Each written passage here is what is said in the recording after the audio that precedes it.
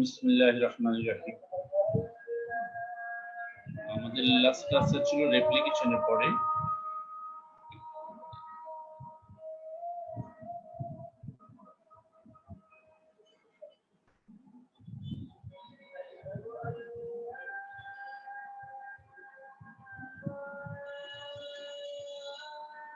Replication আমরা definition পড়েছিলাম, হিস্ট্রিটা পড়েছিলাম, স্টেপস এর ভিতরে ইনিশিয়েশন, ইলংগেশন, টার্মিনেশন পড়েছিলাম।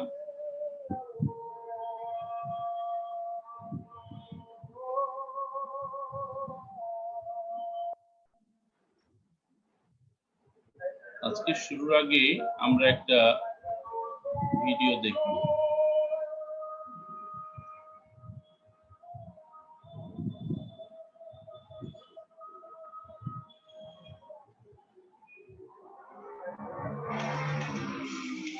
Helicase enzyme.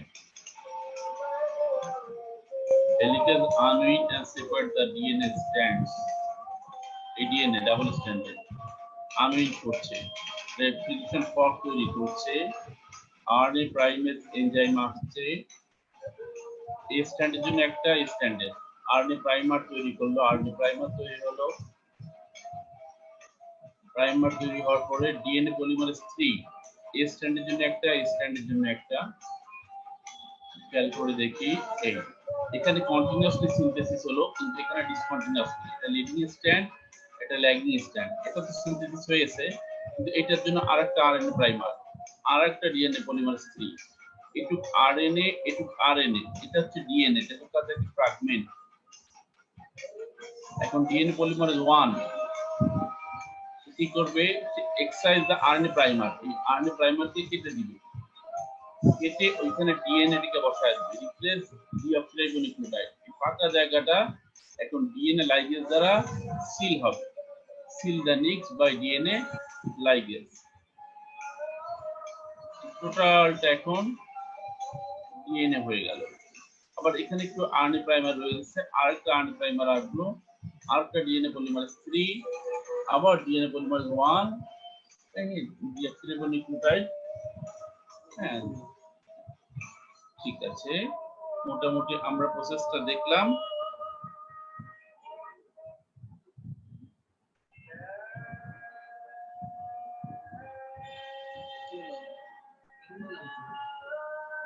ঠিক আছে, মোটামুটি আমরা একটা ওভারভিউ দেখলাম।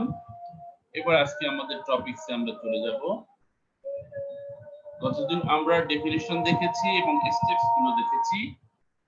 আজকে আমরা রেপ্লিকেশনের কিছু ক্রাইটেরিয়া দেখব।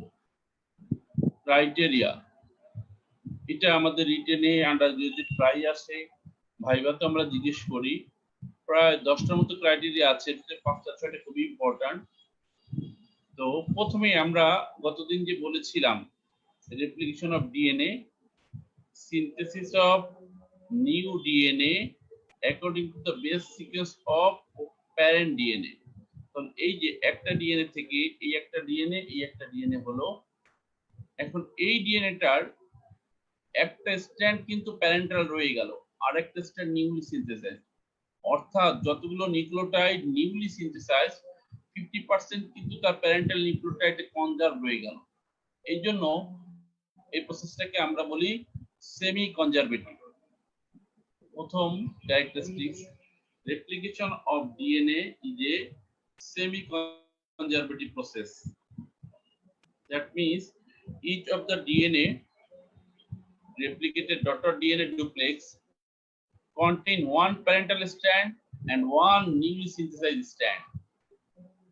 So parental DNA is 50% conserved in daughter DNA.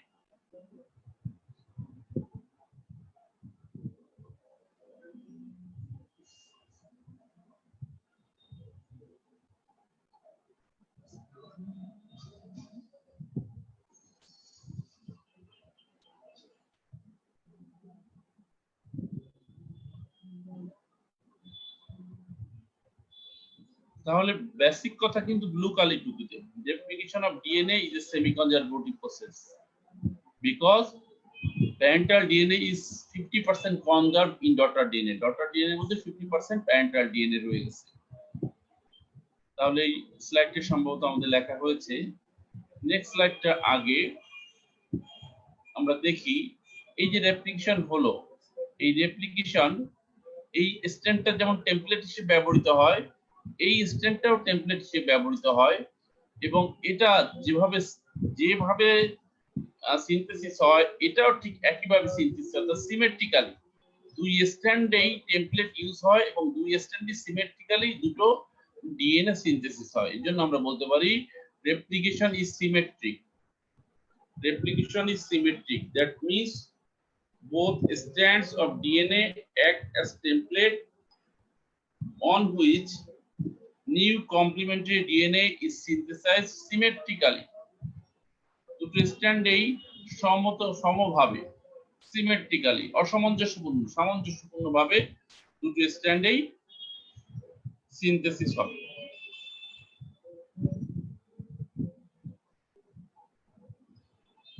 আমি যতটা সম্ভব ইজি করার চেষ্টা করছি, যদি আপনাদের কারো কোনো কোশ্চেন থাকে তো ফেসবুকের কমেন্টে আপনারা লিখতে পারেন, আমি আবার এক্সপ্লেন করব।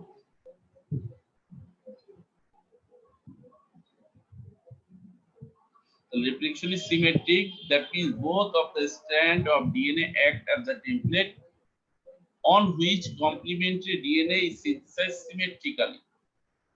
সামঞ্জস্যভাবে, এমন না যে একটা অনেকটা হবে আরেকটা ছোট হবে, একটা কিছু স্লোলি হবে, দুটোই সিমেট্রিক্যালি সিনথেসাইজ হবে।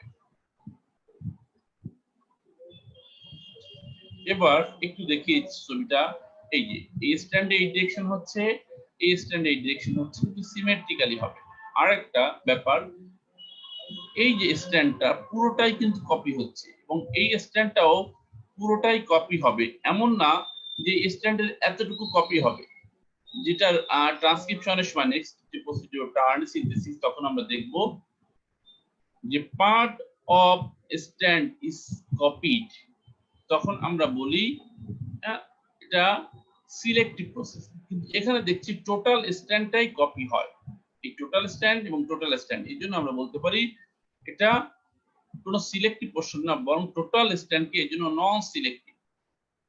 So replication is non selective, that means total length of DNA is replicated rather than selected segment.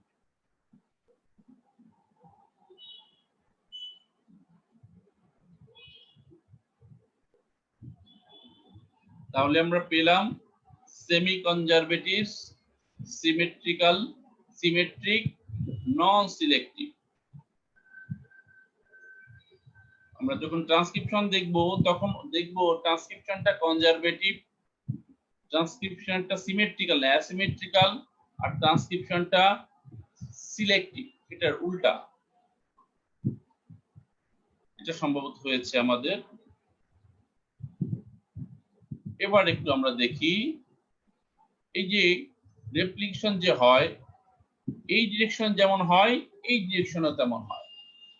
এই ডিরেকশন, এই ডিরেকশন, এই ডিরেকশন, সো বাই ডিরেকশন, এদিকে হতে থাকে এদিকে হতে থাকে। সো আমরা 4 নম্বর পয়েন্ট বলতে পারি রেপ্লিকেশন ইজ বাই ডিরেকশনাল। এই একটা ডিরেকশন এদিকে আর একটা ডিরেকশন এদিকে। That means from a ORI replication is simultaneously proceeded in both direction, দুই ডিরেকশনে। এই ডিরেকশনের রেপ্লিকেশন দুই ডিরেকশন বাই ডিরেকশনে। তাহলে আমরা পেলাম replication is semi conservative, symmetric, non selective, by direction.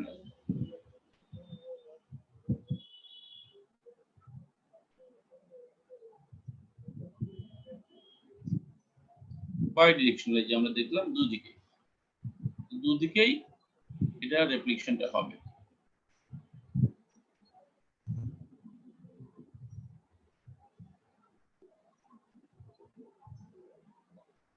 এই ফিগারটা আমরা একটু দেখি। এই স্ট্যান্ডটায় যখন রেপ্লিকেশন হয় এটা কন্টিনিউয়াসলি সিনথেসিস হতে থাকে। এটাও যদি কন্টিনিউয়াসলি সিনথেসিস হতো তাহলে আমরা বলতাম replication is A continuous process, যেটা ট্রান্সক্রিপশনের সময় হবে আরএনএ সিনথেসিস। অথবা এই স্ট্যান্ডে যেমন একটু সিনথেসিস হয় আবার গ্যাপ দিয়ে আরেকটু সিনথেসিস হয়, এটা ডিসকন্টিনিউয়াস। যদি এটাও এরকম হতো তাহলে আমরা বলতাম ইট ইজ এ ডিসকন্টিনিউয়াস। কিন্তু দেখছি একটা স্ট্যান্ডে কন্টিনিউয়াস আর আরেকটা স্ট্যান্ডে ডিসকন্টিনিউয়াস, এজন্য আমরা বলি semi discontinuous. So replication is semi discontinuous process because one stand, leading stand or forward stand, replicate continuously uninterrupted, and other stand, that means lagging or retrograde stand, replicates discontinuously and interrupted. তাহলে আমরা এখানে দেখছি রেপ্লিকেশনে দুটো stand অনুযায়ী যদিও হয়, একটা হয় কন্টিনিউয়াসলি আর একটা হয় ডিসকন্টিনিউয়াসলি, এজন্য আমরা বলছি সেমি ডিসকন্টিনিউয়াস। তো একটা স্ট্যান্ডকে যেটার সাপেক্ষে রেপ্লিকেশনটা কন্টিনিউয়াসলি হয় তাকে আমরা লিডিং স্ট্যান্ড বলি, আর আরেকটা যেটার সাপেক্ষে ডিসকন্টিনিউয়াস হয় তাকে আমরা ল্যাগিং স্ট্যান্ড বলি। লিড মানে যে নেতৃত্ব দেয়, ল্যাগ মানে যে পিছনে পড়ে থাকে। যে লিড দেয় সে তো চলতেই থাকে, আর যে ল্যাগ সে কিছু দূর যায় আবার একটু বিশ্রাম নেয়, আবার কিছু দূর যায় আবার বিশ্রাম নেয়। ছবিটা যদি আমরা দেখি তাহলে আমরা ইজিলি বুঝতে পারবো। অর্থাৎ আমরা যখন স্টেপে দেখেছি একটা ওরি সেন্ট্রাল আর ওরি পেরিফেরাল।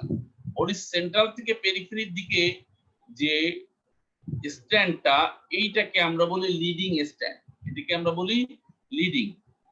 আর যেটা পেরিফেরি থেকে সেন্ট্রালের দিকে সেটা হচ্ছে ল্যাগিং। আর এই জিনিসটাকে আমরা রেপ্লিকেশন ফর্ক বলি, আমরা সিনথেসিসমে বলেছি। তাহলে রেপ্লিকেশন ফর্কের স্টেমের দিকে হচ্ছে কন্টিনিউয়াস অর্থাৎ লিডিং স্ট্যান্ড, এবং ফর্কের যে স্টেম থেকে অ্যাওয়ে যেটা সেটা ডিসকন্টিনিউয়াস। তাহলে আমরা দেখলাম replication semi conservative, symmetric, non selective, bidirectional আর সেমি ডিসকন্টিনিউয়াস। এ পর্যন্ত প্রসেস দিয়ে আমরা এক্সপ্লেন করতে পারছি। ছবিটাই আসলে এক্সপ্লেন করছে। রেপ্লিকেশন শুরু করতে আমাকে একটা প্রাইমার লাগে। আমি স্টেপসের সময় যেমন বলেছিলাম দইয়ের জন্য একটা বীজ দই দরকার হয় বা কিছু, তো যদিও আমার ডিএনএ হবে কিন্তু এর আগে আরএনএ প্রাইমার প্রয়োজন হয়। সো রেপ্লিকেশন নিড প্রাইমার, এটা একটা বৈশিষ্ট্য। কিন্তু ট্রান্সক্রিপশন যখন আমরা দেখব তখন দেখব যে ট্রান্সক্রিপশনে ওভাবে প্রাইমার প্রয়োজন হবে না।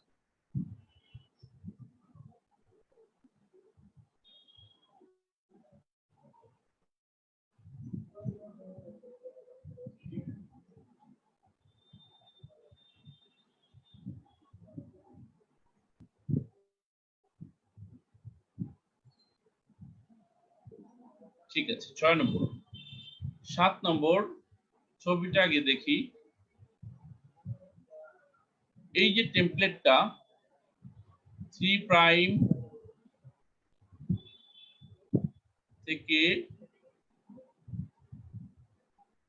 5 প্রাইম, এই যে টেমপ্লেটটা 3 প্রাইম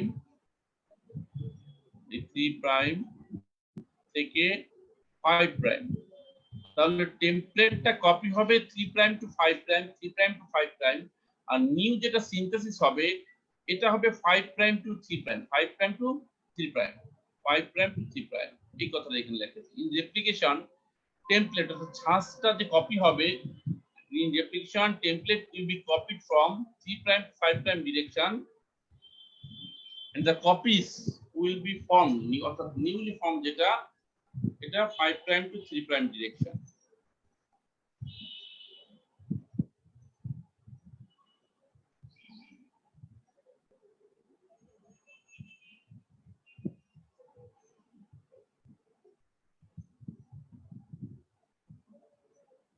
ঠিক আছে, 7 নম্বর।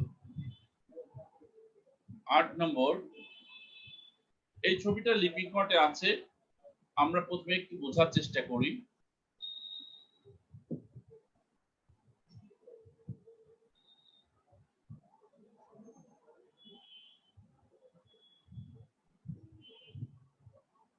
ঠিক আছে, আমি আবার দেখাচ্ছি।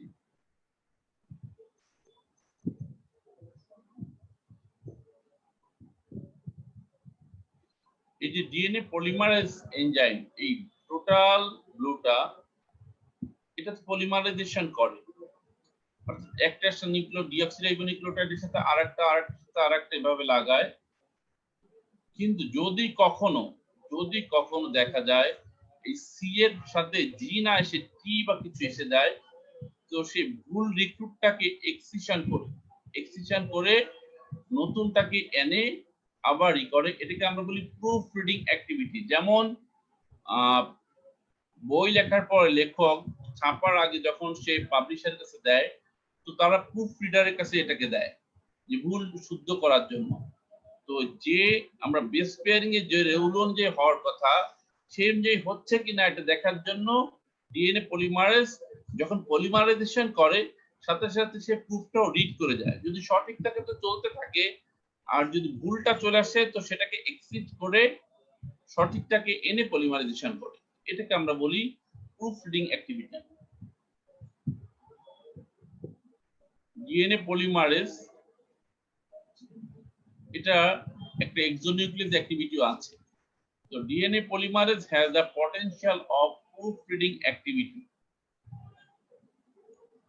That means DNA polymerase can recognize and remove any mismatch recruit during application. যদি বেস পেয়ারিং লট যেভাবে হওয়ার কথা সি এর সাথে জি, জি এর সাথে সি, হ্যাঁ এর সাথে টি, হ্যাঁ টি এর সাথে এ, এটা না হয়ে উল্টা যদি চলে আসে সেটাকে রিমুভ করেন, যেটাকে রাইট রিক্রুট সেটাকে রিপ্লেস করে, এটাকে আমরা বলি প্রুফ রিডিং অ্যাক্টিভিটি। তো রেপ্লিকেশনে এই প্রুফ রিডিং অ্যাক্টিভিটিটা প্লে করে ডিএনএ পলিমারেজ।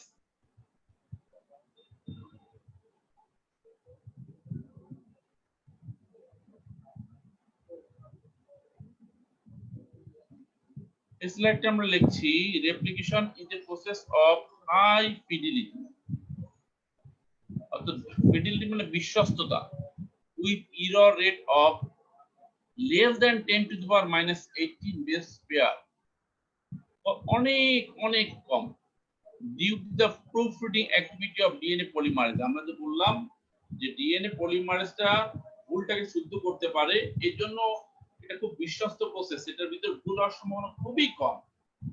প্রুফরিডিং করার পরও হতে পারে সেটা অনেক কম, 10 টু দ্য পাওয়ার মাইনাস 18 মানে 1/1 এর পর 17 0। তাহলে এই প্রুফরিডিং অ্যাক্টিভিটির কারণে আমরা রেপ্লিকেশন প্রসেসটাকে আমরা প্রসেস অফ হাই ফিডিলিটি বলতে পারি। পক্ষান্তরে আমরা যখন ট্রান্সক্রিপশন বা ট্রান্সলেশন দেখব তখন কিন্তু দেখা যাবে যে ওখানে এভাবে প্রুফরিডিং অ্যাক্টিভিটি নাই, ফলশ্রুতিতে ওখানে কিছু মডিফিকেশন করতে হবে সিনথেসিসের পরে। হয়েছে আমার ধারণা। তাহলে প্রুফরিডিং অ্যাক্টিভিটি আছে ডিএনএ পলিমারেজ, এটার কারণে প্রসেস অফ হাই ফিডিলিটি। ঠিক আছে, এটাও একই রকম প্রায়। Replication needs no post replicational modification. একটু আমি যেটা বললাম, যেহেতু প্রসেসের সময় প্রুফরিডিং হয়ে যায়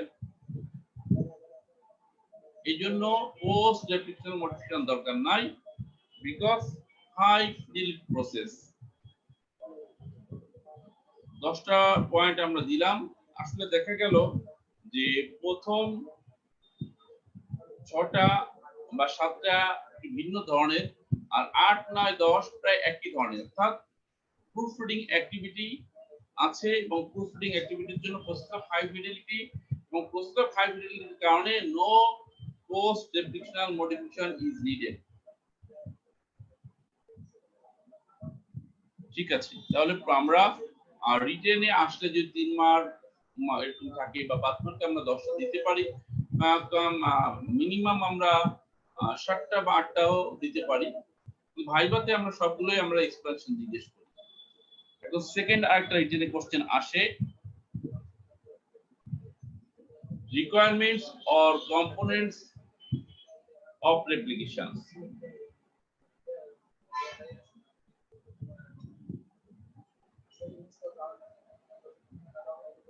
যেহেতু রেপ্লিকেশন মানে ডিএনএ সিনথেসিস, আর ডিএনএ এর মনোমার বা বিল্ডিং ব্লকটা হচ্ছে ডিঅক্সিরাইবোনিউক্লিওটাইড। ডিঅক্সিরাইবোনিউক্লিওটাইড। তাহলে প্রথম রিকোয়ারমেন্টস হচ্ছে অ্যাক্টিভেটেড ডিঅক্সিরাইবোনিউক্লিওটাইড। এখন এই ডিঅক্সিরাইবোনিউক্লিওটাইড গুলো কিভাবে করবে? According to the DNA template stand, parental DNA template stand. Second হচ্ছে ডিএনএ টেমপ্লেট স্ট্যান্ড। থার্ড, বসার জন্য আগে একটা আরএনএ প্রাইমারকে অ্যাড করে নিতে হবে, সে প্রথমেই বসতে পারবে না। এই জন্য থার্ড রিকোয়ারমেন্টস হচ্ছে প্রাইমার। এরপর প্রাইমারের সাথে নতুন ডিঅক্সিরাইবোনিউক্লিওটাইড যোগ করতে গেলে যে এনজাইমটা দরকার সেটার নাম DNA polymerase. 4 components or requirement হচ্ছে ডিএনএ পলিমারেজ।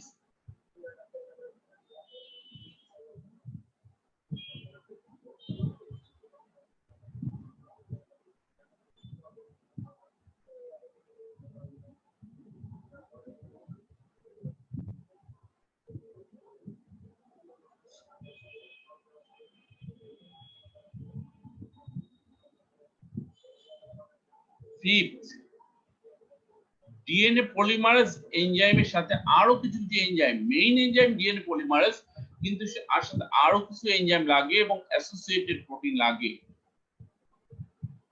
আসলে ডিএনএ পলিমারেজের আগেই সেগুলোর অ্যাক্টিভিটি শুরু হয়, যেমন হেলিকেজ যেটা আনউইন্ডিং করে, সিঙ্গেল স্ট্যান্ডার্ড বাইন্ডিং প্রোটিন এসএসবিপি যেটাকে আনউইন্ডিংকে ধরে রাখে। আমি এগুলো ডিটেইলস পরে আবার বলবো। প্রাইমেস, আরএনএ প্রাইমারকে তৈরি করার যে এনজাইমটা।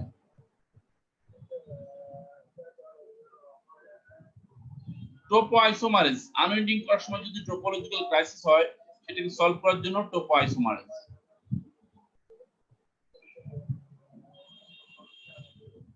দিন লাস্টে ল্যাগিং স্ট্যান্ডে যে ফাঁকা ফাঁকা যে জায়গাগুলো সিল করার জন্য ডিএনএ লাইগেজ।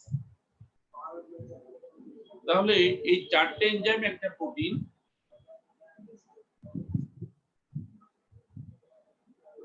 এগুলো আসলে ডিএনএ পলিমারেজের অ্যাসোসিয়েট, মেইন ফ্যাক্টর হচ্ছে ডিএনএ পলিমারেজ।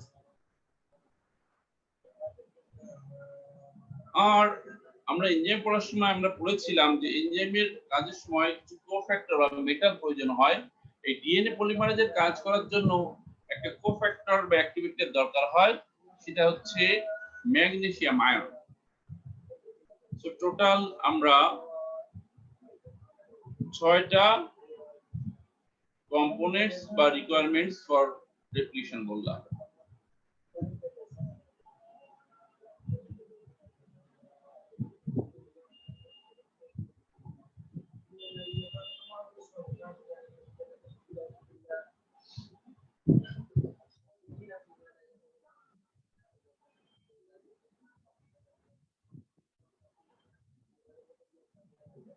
এগুলো আমরা ডিটেইলস আমরা আলাপ করব। একটু রেস্ট নেওয়া যাক নাকি, রোজার মাস।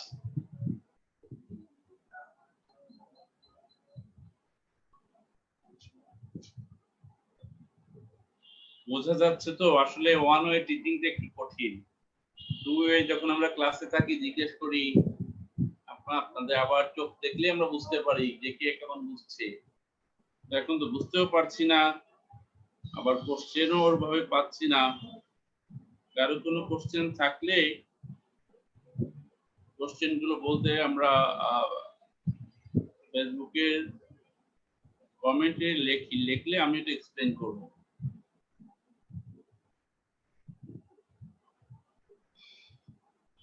তো ঠিক আছে, আমাদের যদি পরীক্ষায় ভাই জিজ্ঞেস করে আমরা সিম্পলি 6টা বলে যাব। প্রথমে অ্যাক্টিভেটেড ডিঅক্সিরাইবোনিউক্লিওটাইড, তারপরে বলে যাব ডিএনএ টেমপ্লেট স্ট্র্যান্ড, 3 নম্বরে primer, 4 DNA polymerase, 5 DNA polymerase associated protein and enzyme, 6 বলবো ম্যাগনেসিয়াম আয়ন। স্যার যদি জিজ্ঞাসা করে যে DNA polymerase associated protein enzyme কি কি আছে, তখন আবার বলবো হেলিকেজ, এসএসবিপি, প্রাইমেজ, ট্রোপোআইসোমারেজ এগুলা। আর রিটেনে আসলে যদি 1 মার্ক কম্পোনেন্টসটা 1 মার্ক বা 2 মার্ক থাকে, তাহলে আমরা এই নামগুলো এভাবে দিয়ে যাব। কিন্তু 3 মার্ক যদি থাকে, বেশি থাকে, তখন আবার কম্পোনেন্টস গুলো আমরা একটু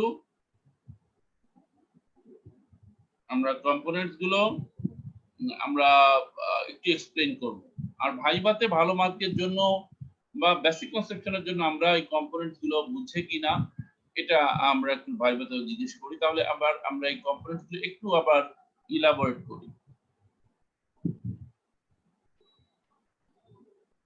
তাহলে এই যে ডিঅক্সিরাইবোনিউক্লিওটাইড, যেমন adenosine monophosphate, cytidine monophosphate, guanosine monophosphate, thymidine monophosphate, এরা হচ্ছে অ্যাক্টিভেটেড রাইবোনিউক্লিওটাইড। কিন্তু এগুলো আমার ডিএনএ তে যখন থাকে তখন মনোফসফেট হিসেবে থাকে, কিন্তু ইনিশিয়ালি এই যে দেখছি এখানে গুয়ানোসিন ট্রাইফসফেট যখন যোগ হয়, তখন যোগ হয় ট্রাইফসফেট ফর্মটা, কিন্তু দুটো ফসফেট রিমুভ হয়ে যায়।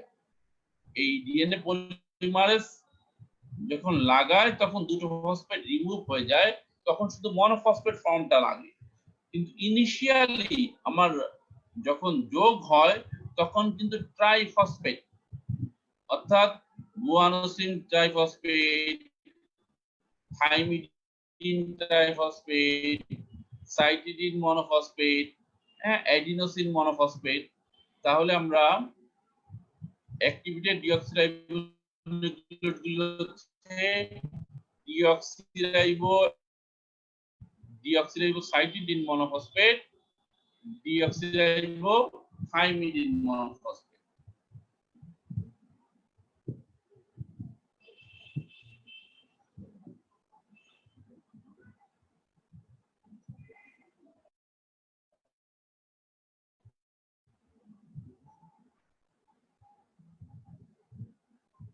ঠিক আছে, সেকেন্ড বলেছিলাম আমরা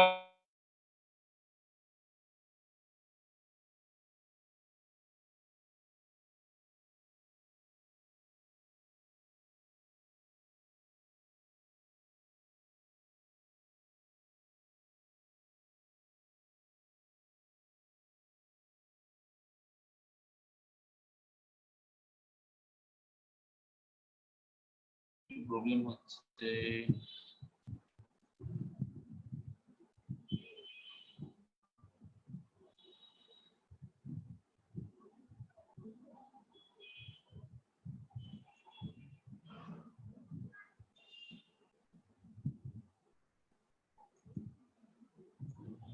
DNA template strands. The strand used by DNA to attach complementary base during gene replication.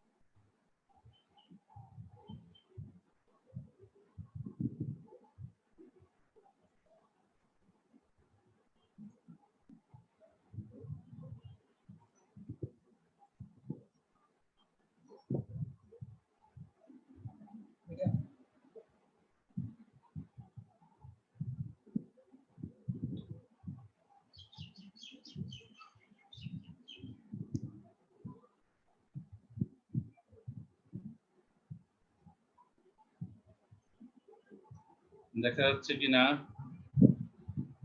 মাঝখানে একটু ইন্টারাপশন হয়েছিল যান্ত্রিক ত্রুটির কারণে। আমরা লাস্ট স্লাইড ছিলাম এটা।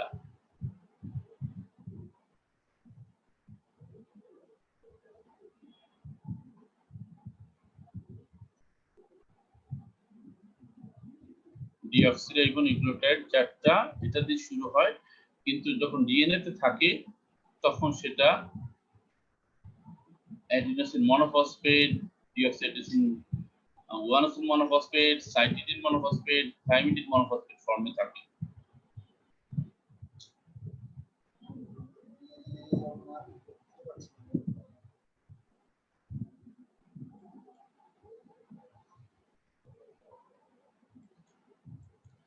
সেকেন্ড রিকোয়ারমেন্ট বলেছিলাম DNA template strand. The strand used by DNA to attach complementary bases during DNA replication.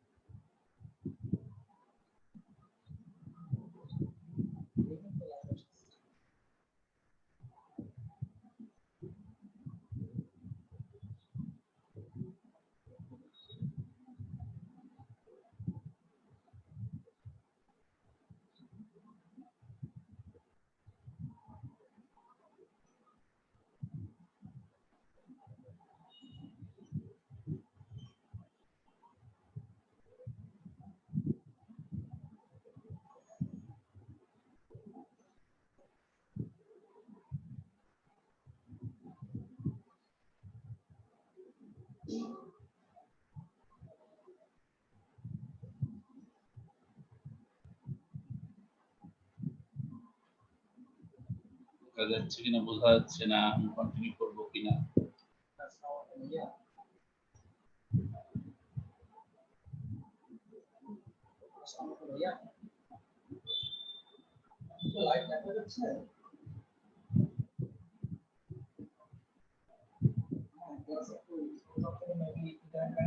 অথবা হচ্ছে এই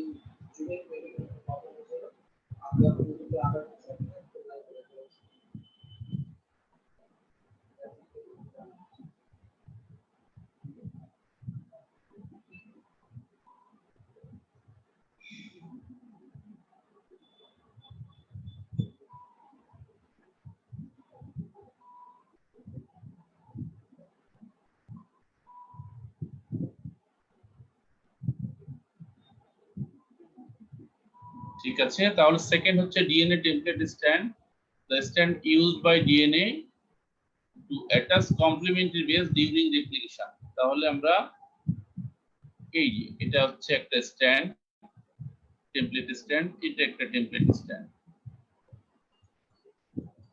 থার্ড প্রাইমার। প্রাইমার আমরা বলেছিলাম যে আরএনএ প্রাইমার রাইবোনিউক্লিওটাইড, কতগুলো রাইবোনিউক্লিওটাইড দিয়ে হতে পারে, অথবা ডিএনএ ফ্র্যাগমেন্টের পুরানো ডিএনএ ফ্র্যাগমেন্ট থেকেও হতে পারে। The primer is mainly short stretch of RNA of approximately 10 nucleotides length।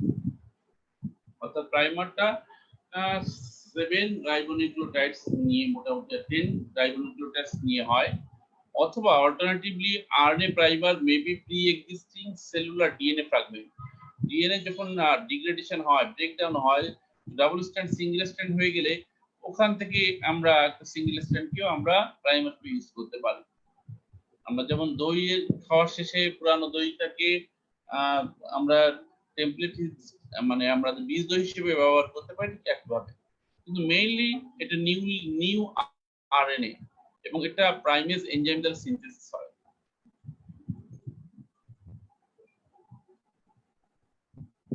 প্রাইমারটা DNA টেমপ্লেটের অ্যান্টি প্যারালাল হয়, আমরা জানি কমপ্লিমেন্টারি এন্ড অ্যান্টি প্যারালাল। 4 নম্বর কম্পোনেন্ট বলেছিলাম DNA polymer of deoxyribonucleotide to synthesize DNA. It has also proofreading activity, আগেও বলেছি।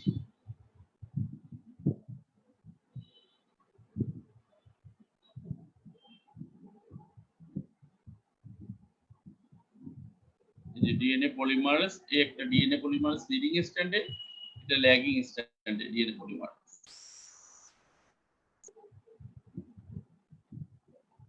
Lagging স্ট্যান্ডার্ডে DNA পলিমারেজটা কাজ করে। ভিডিওটা আমরা আগেও দেখেছি, তারপর আরেকবার একটু দেখি এনজাইমগুলোর কাজ। এরিকেস কি করেছিল? Unwind and separate the DNA strands.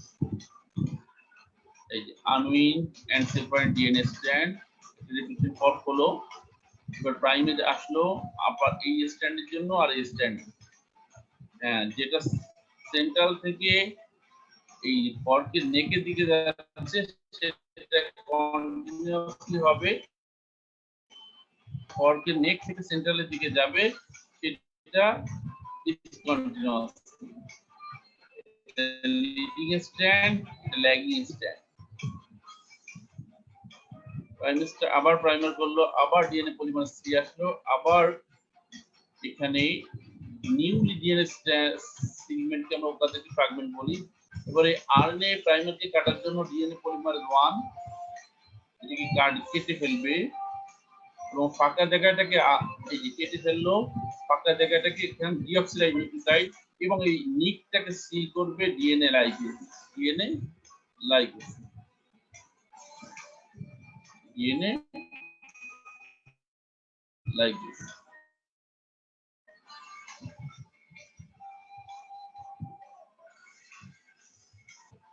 ঠিক আছে, ডিএনএ ঠিক আছে। তাহলে আমরা হেলিকেজের ফাংশনটা কি দেখলাম? Associated enzyme helicase, it needs for melting or unwinding of double stranded DNA into single strands. প্রথমে আমরা হেলিকেজের function, it is need melting DNA into two single strands.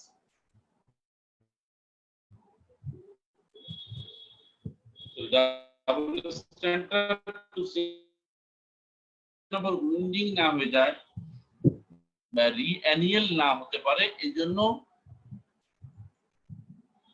DNA polymerase associated protein বা এনজাইমের মধ্যে প্রথমটা হচ্ছে হেলিকেজ। হচ্ছে আমরা অনেক সময় ভাই জিজ্ঞেস করি যে হঠাৎ enzyme needed for replication, mention their name with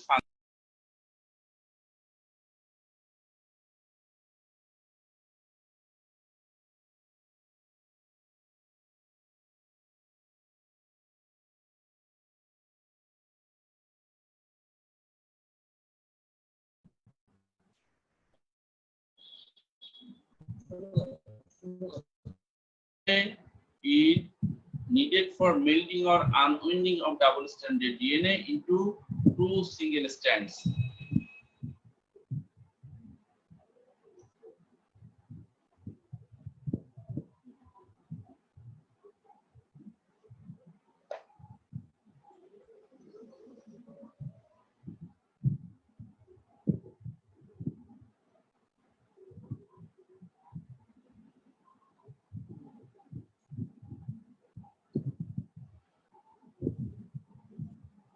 Second,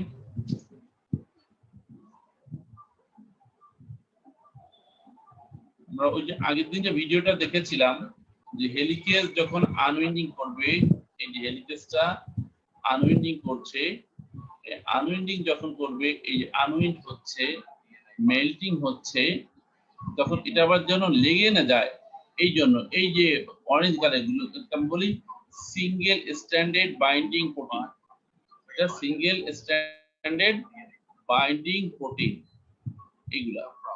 তাহলে আমাদের পরবর্তী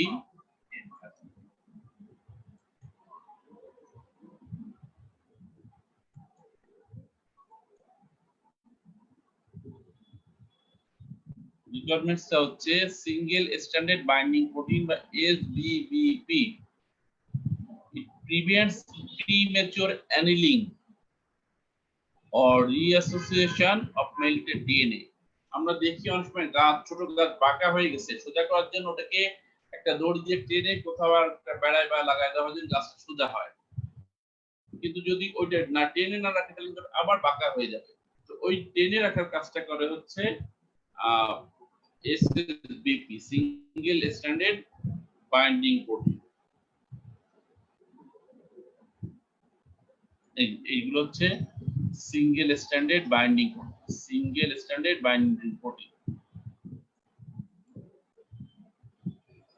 primase needed for synthesis of primer, primase enzyme primer। এই যে এখানে এই যে প্রাইমার লিডিং স্ট্যান্ডার্ড এবং ল্যাগিং স্ট্যান্ড, যেখানেই প্রাইমার হবে এটার জন্য primase, primase needed for synthesis of RNA primer।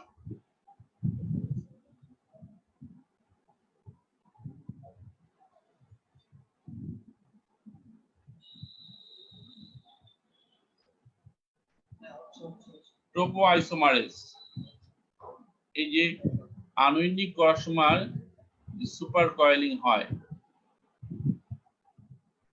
এই সুপার কয়েলিংটাকে প্রিভেন্ট করার জন্য topoisomerase is needed for overcome the topological crisis. আমি স্টেপ বলার সময় একবার বলেছিলাম, একটা ভিডিও দেখিয়েছিলাম ট্রোপোলজিক্যাল ক্রাইসিস কাকে বলে, এখনো আমি আরেকবার দেখাবো ট্রোপোলজিক্যাল ক্রাইসিস। তাহলে 4 নম্বর এনজাইম যেটা লাগে, 4 নম্বর ট্রোপোআইসোমারেজ।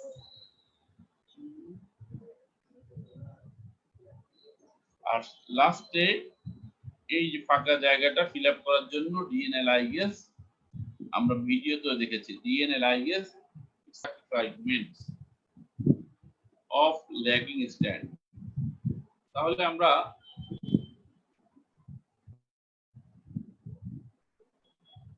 চারটে এনজাইম পেলাম আর একটা প্রোটিন পেলাম DNA polymerase related, helicase, topoisomerase, ligase, single primase আর single stranded binding protein. Actually এই সিঙ্গেল স্ট্র্যান্ডটাকে রাখার জন্য আনউইন্ড রাখার জন্য helicase, single stranded binding protein, topoisomerase সবাই মিলেই কাজ করে।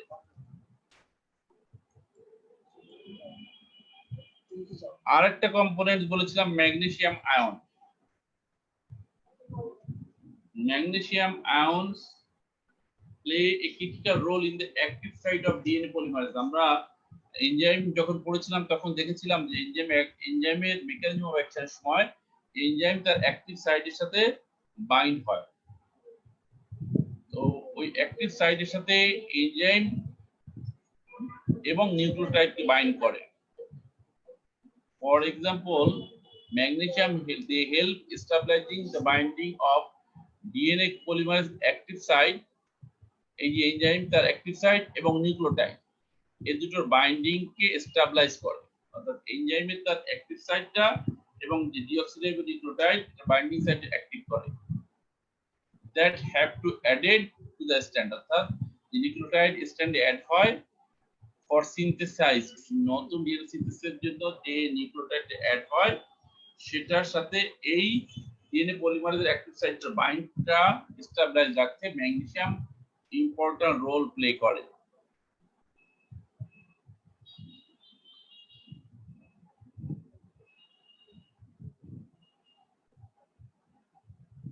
ঠিক আছে। আসলে একটু ইন্টারাপশন হয়ে গেল, গ্যাপ ভিতরেও হয়েছে একটু।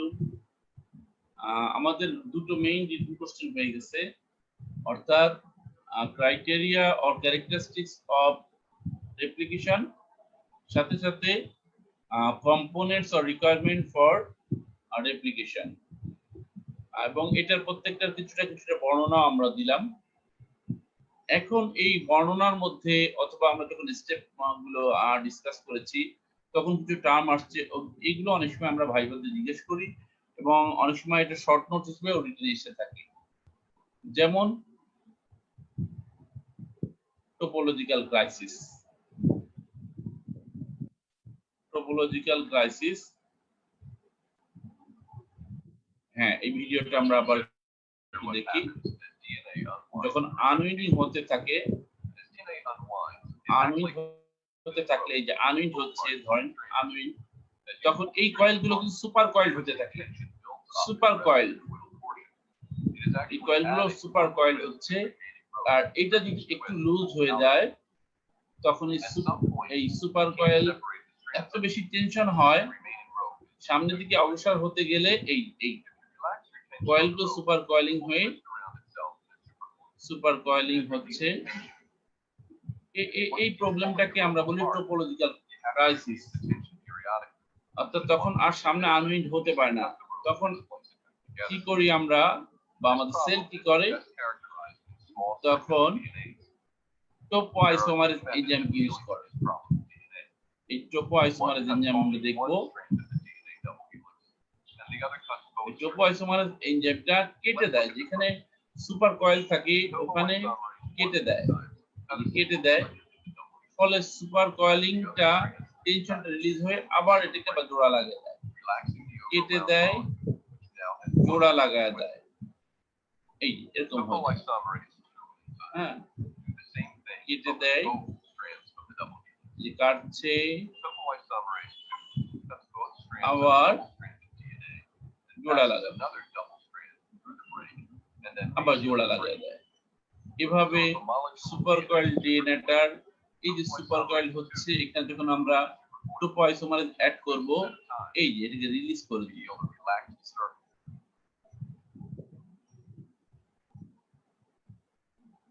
তাহলে আমরা টোপোলজিক্যাল ক্রাইসিসের ডেফিনিশনটা আমরা বলতে পারি, melting of double stranded DNA applies turning force, creating a positive supercoiling forward to the unmelted DNA double helix. এখানে এখন মেল্ট হয়নি, ওদিকটায় সুপারকয়েলিং ডেভেলপ করে, leading to topological crisis.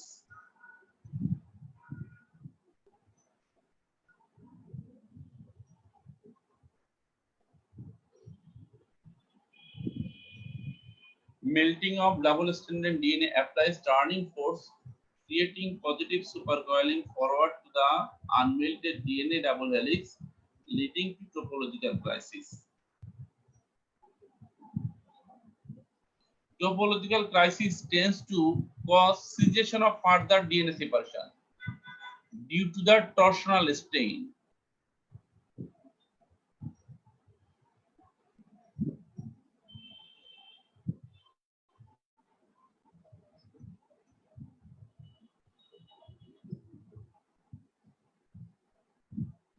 So আমরা টোপোলজিক্যাল ক্রাইসিস কাকে বলে দেখলাম, কেন হলো এবং এটার ফলে কি হয় সেটা আমরা দেখলাম।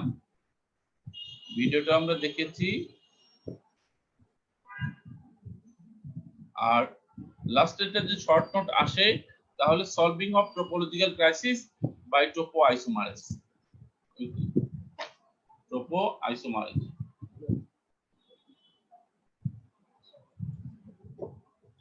Let's consider what ঠিক আছে।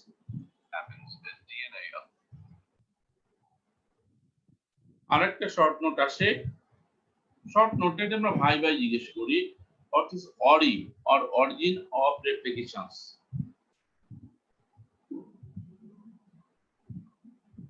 ORI is the place, আচ্ছা আগে ছবিটা একটু দেখে, এই যে এগুলো হচ্ছে ORI, এটা ORI, ORI, ORI। একটা ডিএনএ তে যখন রেপ্লিকেশন শুরু হয় মাল্টিপল ORI থাকে। ORI মানে origin of replication, origin of replication, origin of replication. এই অরিজিন হতে যে প্রথমে যে বাল্জিংটা হয় এটাকে আমরা বলি রেপ্লিকেশন বাবল, রেপ্লিকেশন বাবল। তাহলে ORI কাকে বলি? ORI is the place in DNA double helix which unwind first, প্রথম যেখানে সেপারেশন অফ ডিএনএ শুরু হয়, আনউইন্ডিং শুরু হয়, এই জায়গাটাকে আমরা বলি ORI, to begin the replication. So ORI is the place in DNA double helix which unwind first to begin replication.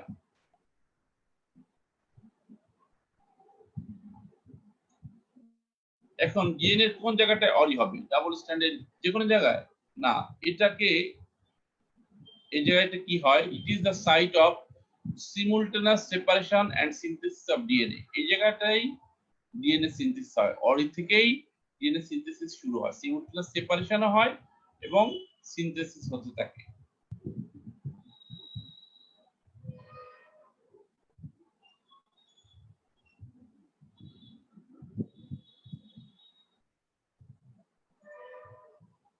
এই যে একটা ORI, ORI এখান থেকে সিমুলটেনিয়াস সিনথেসিস হতে থাকে, ডিএনএ সেপারেশন হয়, সিনথেসিস হয়।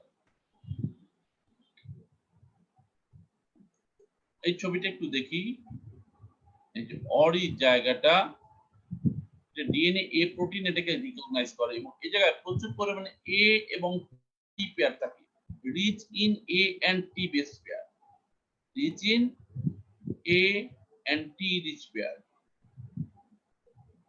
সো আমরা বলতে পারি ORI is identified by the consequence sequence rich in AT base pair.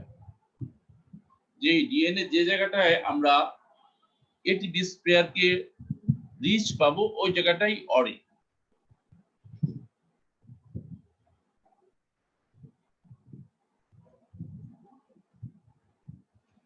Replication begins at multiple ORI, ORI একটা না মাল্টিপল আমরা ছবিতে দেখেছি, এবং ORI দিয়ে ট্রান্সক্রিপশন প্রসিড বাই ডিরেকশনাল, এটা বা দুই দিকেই প্রসিড করতে থাকে।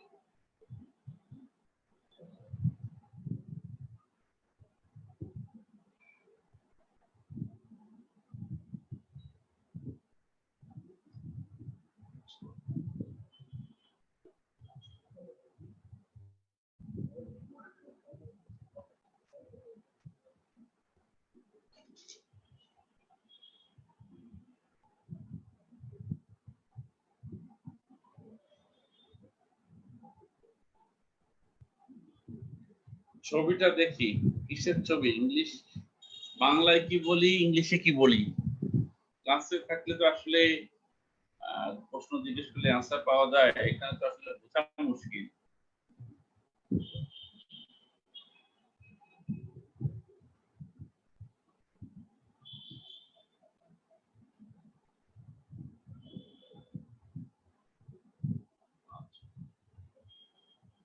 এটাকে আমরা বলি ফর্ক বা কাঁটা চামচ।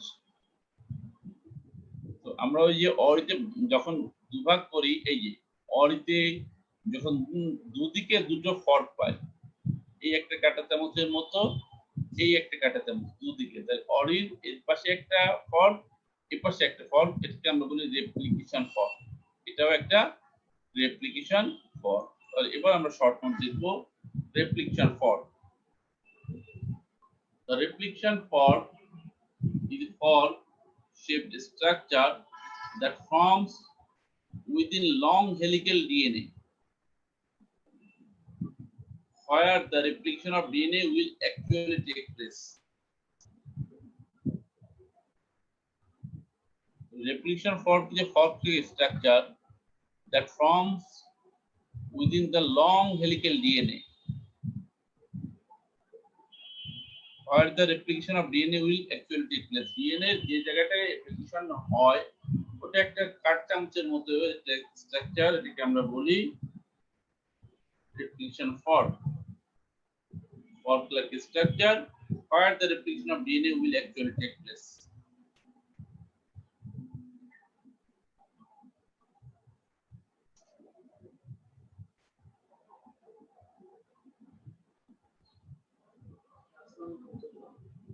Where the replication of DNA will take place. Fork-like structure that forms within the long helical DNA, where the replication of DNA will actually take place. এবার আমরা একটু চেঞ্জ করতে পারি, এই যে একটা ফর্ম, এটা দুইটি step. Actually, it is created by enzyme helicase, which breaks the hydrogen bond holding the two DNA strands together in the helix. The resulting structure have two branching prongs. এই যে দুটো যেটা ব্রাঞ্চ হলো, একটা আমরা prongs বলছি মাথা। Each one made up of a single stranded DNA. And these two strands serve as template for DNA synthesis. The templates are referred as leading strand template and lagging strand template.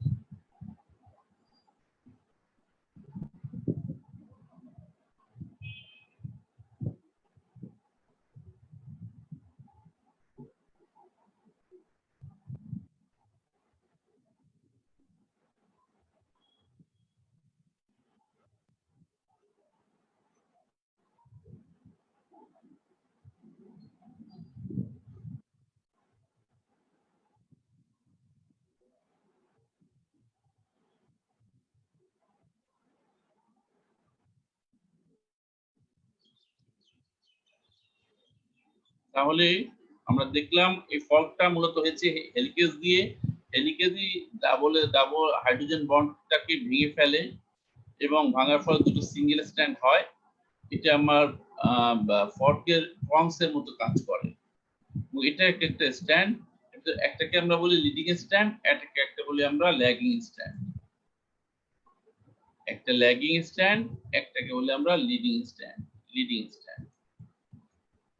It is the site of, এটা আমরা বলেছি, since from a definite ori replication proceeds bidirectional, যেহেতু দুদিকে যায়, so it forms Y-shaped replication fork on either side of replication bubble. আমি বলেছিলাম অরি যে জায়গাটা প্রথম বাল্জ হয় ওই জায়গাটাকে আমরা বলি বাবল। তো যেহেতু দুই দিকে বাইডিরেকশনালি না ফর্ক তৈরি হয়, তো এটাকে ওয়াই শেপ দেখা যায় এবং ওর দুই দিকেই দুটা রেপ্লিকেশন ফর্ক তৈরি হয়।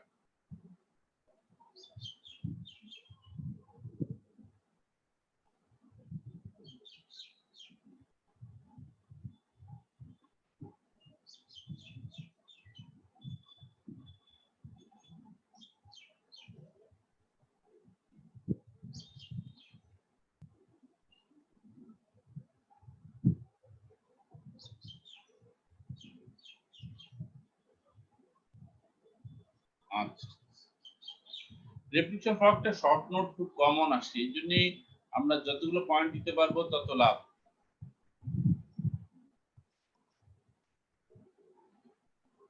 So every replication bubble has two replication fork.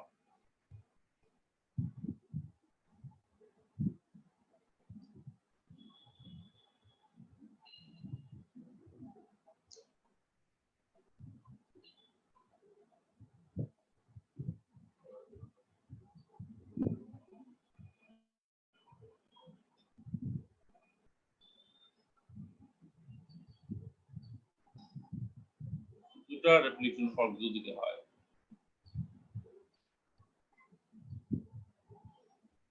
তাহলে রেপ্লিকেশন ফর্কের কম্পোনেন্টস কি কি আছে? চারটে কম্পোনেন্টস। একটা হচ্ছে যেটা শুরু করেছিল রেপ্লিকেশন ফর্ক তৈরি, ডিএনএ হেলিকেজ। দুই, যেটা আনউইন্ড জিনটাকে মেইনটেইন করেছে, সিঙ্গেল স্ট্র্যান্ডেড বাইন্ডিং প্রোটিন। তিন, ডিএনএ পলিমারেজ এনজাইমটা নিজেই, এবং DNA polymerase with primase activity অর্থাৎ প্রাইমেজ। তাহলে তিনটা এনজাইম এবং একটা protein, DNA helicase, single stranded binding protein, DNA polymerase and primase.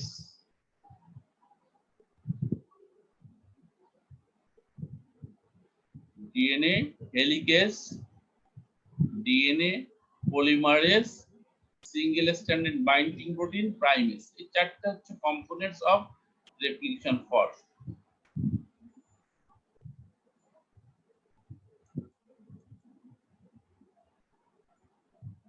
DNA হেলিকেজের কাজ আমরা আগেই বলেছি। DNA helicase unwinds and separate two strand, two parent strand and load DNA primase onto one strand. DNA হেলিকেজটা যদি unwind না করতে পারে তাহলে প্রাইমেজটা তো এসে লাগতে পারবে না প্রাইমার তৈরির জন্য।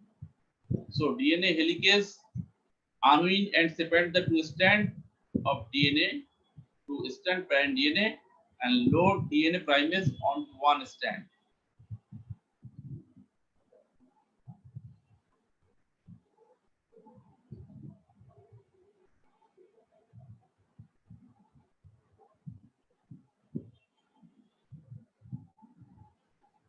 সেকেন্ড বলেছি সিঙ্গেল স্ট্র্যান্ডেড বাইন্ডিং প্রোটিন কি করে, bind the single stranded DNA and prevent premature re-annealing or reassociation of single stranded to form double stranded. এই সিঙ্গেল স্ট্র্যান্ড যেন আবার ডাবল স্ট্র্যান্ড না হয়ে যায়, এজন্য এটাকে আলাদাভাবে বাইন্ড করে রাখে।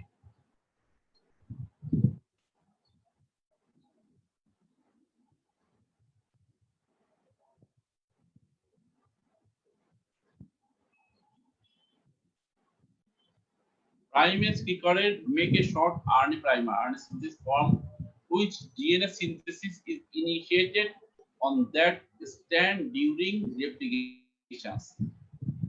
আগে প্রাইমেজ প্রাইমার তৈরি করবে, এরপর রেপ্লিকেশন শুরু হবে।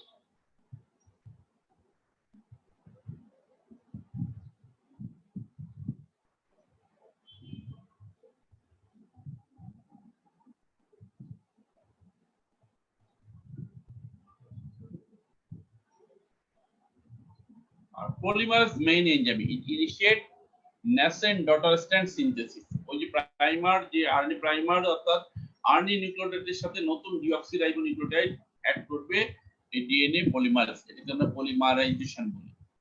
So DNA polymerase initiate nascent daughter strand synthesis।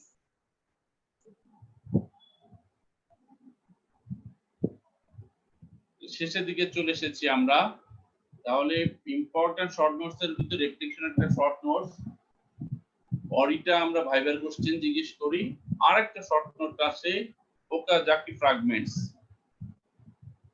আমরা দেখি ল্যাগিং স্ট্যান্ডে যে ডিসকন্টিনিউয়াস ডিএনএ সেগমেন্ট থাকে, সিনথেসিস হয়, এটা পরবর্তীতে কন্টিনিউয়াস হয়, জোড়া লাগে, কিন্তু এই ডিসকন্টিনিউয়াস নিউলি সিনথেসাইজ ডিএনএ সেগমেন্টটাকে আমরা বলি ওকাজাকি ফ্র্যাগমেন্ট। Okazaki fragment.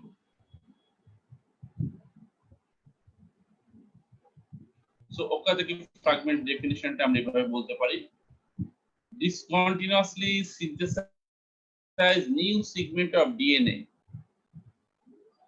এবং এই সেগমেন্টের মধ্যে প্রায় 150 to 200 বেস পেয়ার লং থাকে। ইউক্যারিওটস এর ক্ষেত্রে প্রায় 150 থেকে 200 ডিঅক্সিরাইবোনিউক্লিওটাইডের নাইট্রোজেনাল বেস মিলে এই প্রত্যেকটি ফ্র্যাগমেন্ট করে। এবং এই ডিসকন্টিনিউয়াসলি সিনথেসিসটা কোথায় হয়? In the lagging stand are known as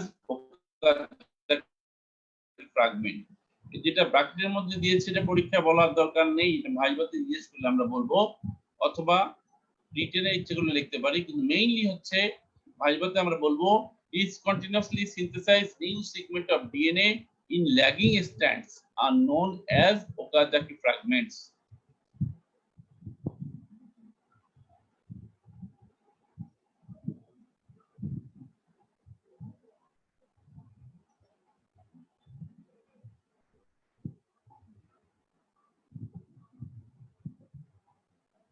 নামটা একটু কেমন কেমন, হ্যাঁ জাপানি জাপানি তাই না? ওকাজাকি, হ্যাঁ সুজুকি, ওকাজাকি, হ্যাঁ এগুলা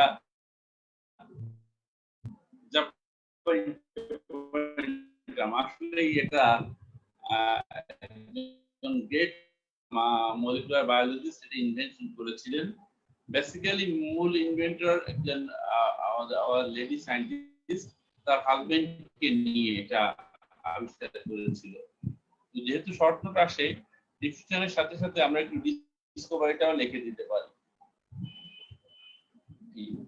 এই যে ডিসকন্টিনিউয়াসলি সিনথেসাইজড, এটা ডিসকভার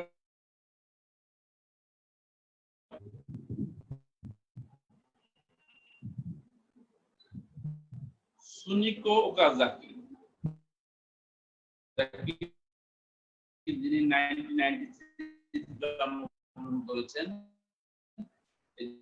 জাপানিজ মলিকুলার বায়োলজিস্ট।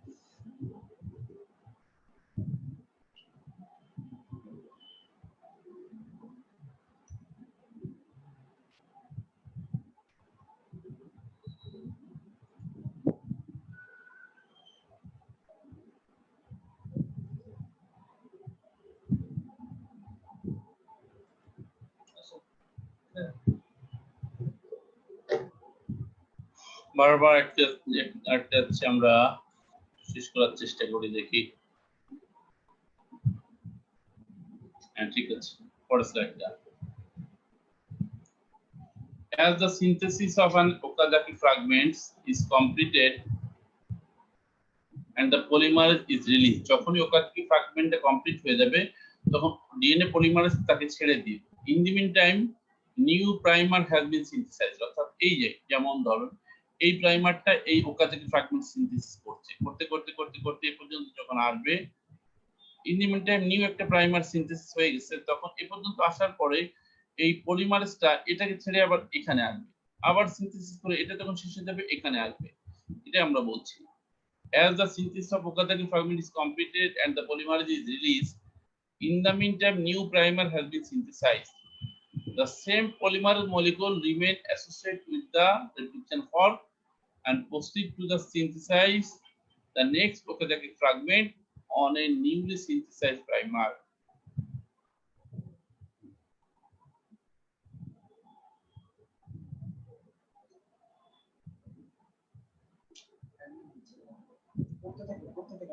ঠিক আছে,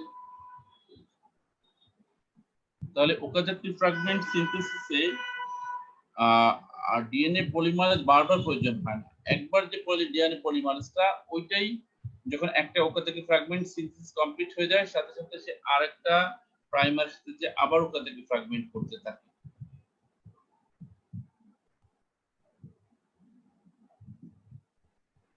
আর ওই ওকাজাকি ফ্র্যাগমেন্টের প্রাইমারটাকে ডিএনএ পলিমারেজ 1 কেটে ফেলার পরে ওই জায়গাটাকে লাইগেট করে ডিএনএ লাইগেজ।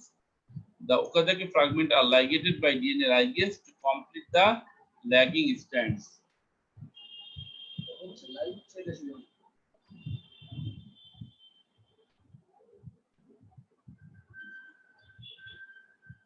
এই যে এই জায়গাটা ডিএনএ লাইগেজ সিল করে এই একটা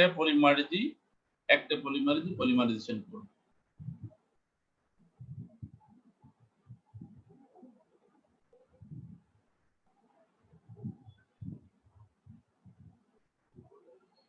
সিগনিফিকেন্স অফ Okazaki fragment, যেহেতু শর্ট নোট আসে আমরা লিখতে পারি significance of Okazaki fragments. Okazaki fragments contributed to the understanding of DNA replication,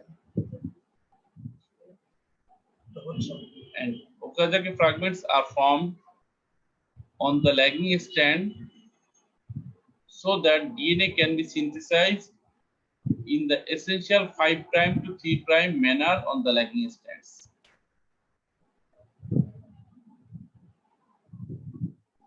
অর্থাৎ ল্যাগিং স্ট্যান্ডে যেহেতু ডিসকন্টিনিউয়াসলি সিনথেসিস হয়, তো একই পলিমারেজ বারবার করছে এবং ছোট ছোট Okazaki ফ্র্যাগমেন্ট হচ্ছে। এটা না হলে এই অপশন বা প্রকারটা না থাকলে ল্যাগিং স্ট্যান্ডে ডিএনএ সিনথেসিস হতোই না। লিডিং স্ট্যান্ডে কন্টিনিউয়াসলি হয়, কিন্তু ল্যাগিং স্ট্যান্ডে আমরা ডিসকন্টিনিউয়াসলি হতে থাকি। শর্ট নোট যেহেতু আসে এই জন্য আমরা একটু সিগনিফিকেন্স দিলাম। লেকচারের শেষের দিকে যাই না কতটুকু আসলে কন্টিনিউশনটা ব্রেক হওয়াতে আসলে বোঝা একটু কঠিন হতে পারে। তো তারপরেও আমাদের সামারিতে আসলো যে আমরা ক্রাইটেরিয়া অফ রেপ্লিকেশন পেলাম কিছু, তারপরে components or requirements of replication পেলাম, এরপরে কম্পোনেন্টস আর রিকোয়ারমেন্টস গুলোর একটু এক্সপ্লেনেশন দিলাম। এর ভিতরে বিশেষ করে রেপ্লিকেশন ফর্ক এবং Okazaki ফ্র্যাগমেন্ট। ভাইভাতে আমরা কখনো জিজ্ঞেস করি রেপ্লিকেশনের পারপাস কি বা ইম্পর্টেন্স কি। আসলে ফাংশন বা ইম্পর্টেন্স বলে কিছু নাই। পারপাস হচ্ছে transmit of genetic information from parent cell to daughter sell.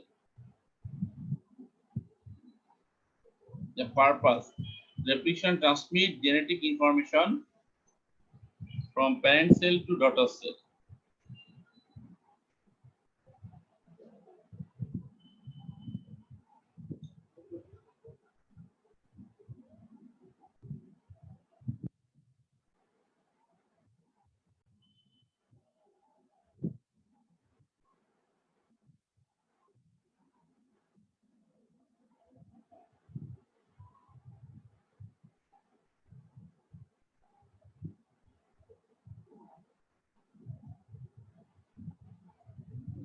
একটা ডিএনএ থেকে আরেকটা ডিএনএ তে জেনেটিক ইনফরমেশন ট্রান্সফার করা।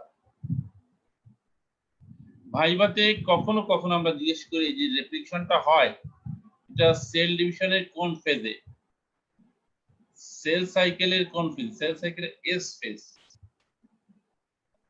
এস ফেজটাকে আমরা সিনথেসিস ফেজ বলি। এই ফেজটার সময় ডিএনএ সিনথেসিস হয়। কখনো যারা ভালো পারে তাদের জন্য রিটেনে সেল সাইকেল একটা শর্ট নোটও আসে। প্রস্তুতিটা ছিল কিন্তু আজকে এমনিতেই অনেক সময় চলে গেছে। এতটুকু আমরা লিখি, chromosome are duplicated in the process of DNA replication during S phase of cell division cycle or cell cycle.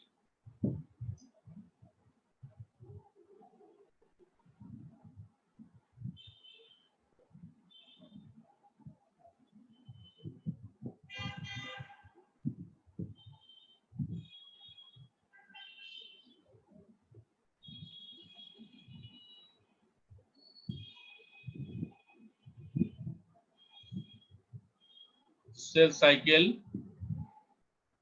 a cell division cycle, cell cycle বা cell division cycle বলে। সেল সাইকেলের ফেজ থাকে G0 phase, G1 phase, S phase, G2 phase, M phase.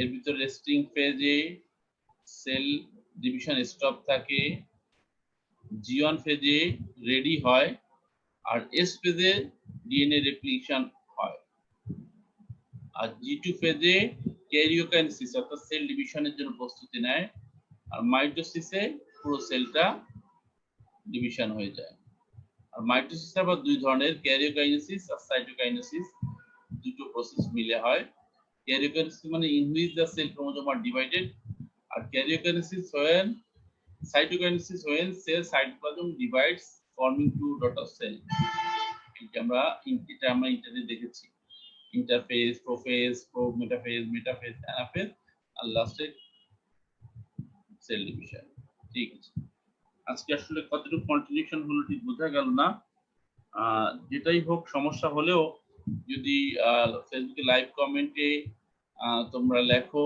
আমি next ক্লাসটাকে recovery করে দেওয়ার চেষ্টা করব আর next Monday 12:30 তে আমরা ট্রান্সক্রিপশন শুরু করব এই পর্যন্ত ধন্যবাদ সবাইকে আসসালামু আলাইকুম